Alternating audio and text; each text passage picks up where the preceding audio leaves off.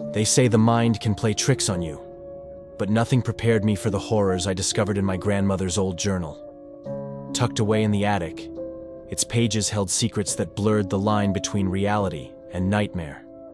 As I read, I uncovered a tale that still haunts my every waking moment. My grandmother's shaky handwriting detailed a peculiar experiment she and her colleagues conducted in the early 60s. They were psychologists exploring the depths of the human mind, experimenting with a groundbreaking technique known as dream integration therapy. The goal was to unlock and confront deep-seated fears by merging them with reality. The experiment centered around a patient named Emily, a young woman tormented by recurring nightmares. In a dark, secluded facility, they subjected Emily to a series of intense dream sessions, blurring the boundaries between her dreams and the real world. As the sessions progressed, Emily's nightmares became tangible. Shadows in the corners of the room took form, and the line between wakefulness and sleep blurred for both the patient and the researchers. My grandmother's journal spoke of an unshakable unease that settled over the facility, a shared sense of dread that infected everyone involved. Then, Emily's nightmares began to manifest physically. The things she feared most, grotesque figures and faceless apparitions, materialized in the waking world.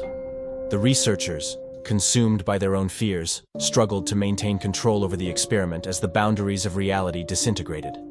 The most chilling entry described a nightmarish encounter my grandmother had in the facility's dimly lit corridors. As she wandered, the shadows themselves seemed to reach out, whispering unsettling truths about her deepest fears. She could no longer distinguish between what was real and what was a product of Emily's tormented psyche. In a desperate attempt to end the experiment, my grandmother and her colleagues decided to sever the connection between Emily's dreams and reality. However, the journal abruptly ended, leaving me with an unsettling void of information about the aftermath. As I closed the journal, I couldn't shake the feeling that something from those experiments lingered, a malevolent force waiting to blur the lines between my own reality and the nightmares that had once plagued Emily.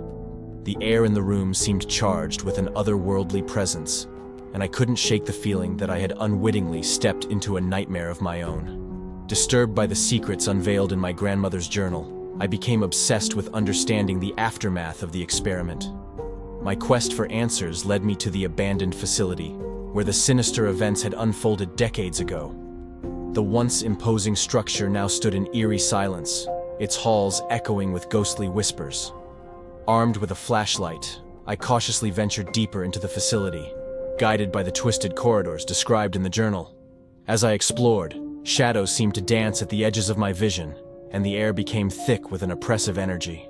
The oppressive atmosphere intensified, and I could hear faint whispers echoing through the desolate hallways. It was as if the ghosts of the past were trying to communicate with me.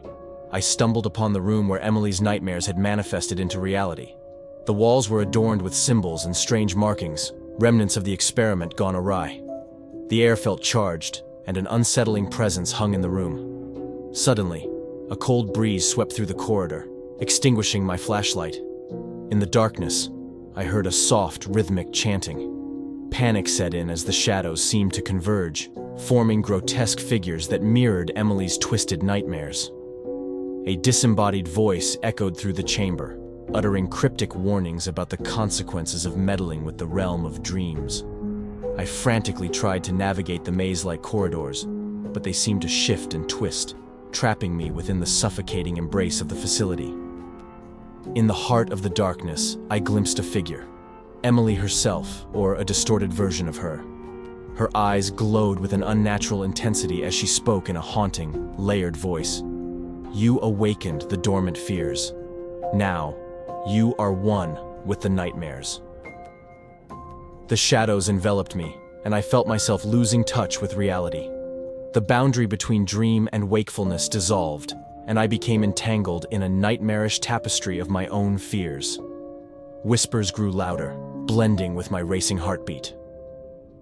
As the darkness consumed me, I realized the experiment had never truly ended. The malevolent force, once confined to Emily's nightmares, now sought a new vessel.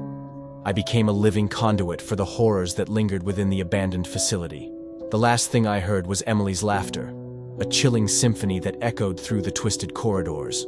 My consciousness dissolved into the shadows, becoming one with the malevolent force that had waited patiently for decades. The facility, once silent, now pulsed with an ominous energy, ready to ensnare the next unsuspecting soul who dared to unearth the secrets of dream integration therapy.